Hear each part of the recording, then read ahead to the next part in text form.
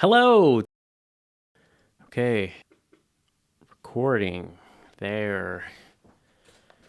Okay. Hello. Today we're going to discuss the Fujifilm X-S10. And I'm actually filming right now on the X-S10. That's really hard for me to say. X-S10. X-S10. I wanted to film on it to see what it would look like for one of these typical YouTube setups, like lights in the background and, a light on me. So I've been testing this sort of look on my Fujifilm X-T3. Now, one thing to note is the Fujifilm X-T3 and X-T4 can film in what's called 265, which is a little higher bit rate, and the colors are a little richer when I use 265. And this X-S10 can only shoot 264. So I'm interested to see the difference between the two. And I've been shooting 4K video. I only had this camera for about a day. So I went out and I was like shooting like crazy. And everything so far looks really, really great. So today I want to discuss, before I return the camera, because I have to return it right away, is my overall feelings while they're fresh. I probably will revisit this camera and try it again when I have more time with it.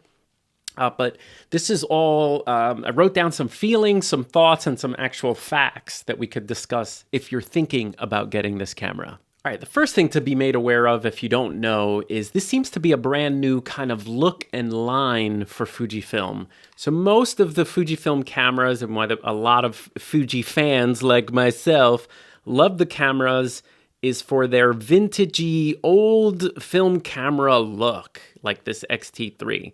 There was one camera called the Fujifilm X-H1 that had a little bit of a deeper grip. But most of their cameras look like little film cameras. So when I opened up this box, at first I was like, whoa, it has kind of like a Sony 6100, 6400 grip. And it really did feel nice in the hands when I picked it up. It didn't feel like a Fujifilm at all. I'm so used to holding the Fujifilm cameras, two fingers, kind of like this. It has a really nice deep grip. And my first thought was, this is a brand new line. And it's the right size for someone looking for a travel camera. That's the first thing I thought is, ooh, this is going to be really good for all those people you see when you go out on, on vacation. The tourists that have the cheapest DSLR that comes with a plastic kit lens, your Nikon 3000 series and your like Canon T Rebel, those guys. Those take great pictures, but people eventually, they're not going to bring those cameras places because they're just so big. And so that's the first thing I thought when I picked up the camera. It felt to me like this would be perfect for someone coming from those DSLRs because it kind of looks and feels like those cameras. So the grip I found completely comfortable. The second thing I noticed is it had the dials from the X100, X200 series. The dials don't have labels on them because you can customize them for whatever you want. And I like that the left dial by default was a film simulation dial, and you got a nice little graphic, a brand new graphic description of the film simulations. Come on. There we go. Now, with this being a lot of people's first Fujifilm cameras, something kind of dawned on me that has never been an issue before. The menu system. Now, I know the menu system in and out. I've taught it on this channel. I use it all the time and fly through it. But if people are coming from the Nikon series and the beginner Canon series, well, those cameras are very user-friendly. They have a lot of graphical representations for things. Nikon even has it shows you like a graphic representation of the aperture as it opens and closes. And I think if this is people's like casual shooters' first Fujifilm, the menu system is completely overwhelming with the navigating through it and finding things. I've never had a problem with the menu system, but now I'm trying to step outside of who is this camera for. And for new Fujifilm users, there may be a big learning curve. I'm thinking grandmas and grandpas who you buy this camera for, they might be like, what? So think about that. The menu system there's a little bit of a learning curve. And I think Fujifilm's next step, if this camera is more for casual non-photographer shooters, then have the screen, have a mode where if you're on a super auto, it's like flat out telling you in very colorful and bright, clear instructions what the camera is doing. By the way, I'm filming this with the 16mm 1.4. It looks delicious. I'm at 1.6 right now. All right, next, I just came back from actually using the camera all morning. And I tell you, it's one thing to just be here in the office, fiddling with the buttons and trying it out and photographing my statues, than it is to go out and actually use it and shoot it. And using it as a hybrid camera, meaning I was going to definitely shoot video first and then flip to the full auto to shoot photo, was a joy. Like, the camera's full auto. I am not an auto snob whatsoever, especially now. This camera can shoot, in the old cameras, if you put it on auto mode on the X-T20, X-T30, you got a JPEG only. Well, now in auto mode, you get a RAW file. Whoa! So the camera is picking shutter speed and aperture, sure, but if you want to quickly do hybrid video and then shoot photo, I found it a super joy to change that mode dial between video and photo, going back and forth. So if I was I'm getting too excited, relax. If I was traveling, like I traveled with my mom to Spain, if you're traveling with family and you need to grab videos quick and you want to take pictures quick because your family's moving on and walking forward and they're leaving you behind, I think this was great for that. Switch the dial to places to take full video, and then switch to the full auto mode, and the camera will take great pictures. The X-S10 has all the film simulations.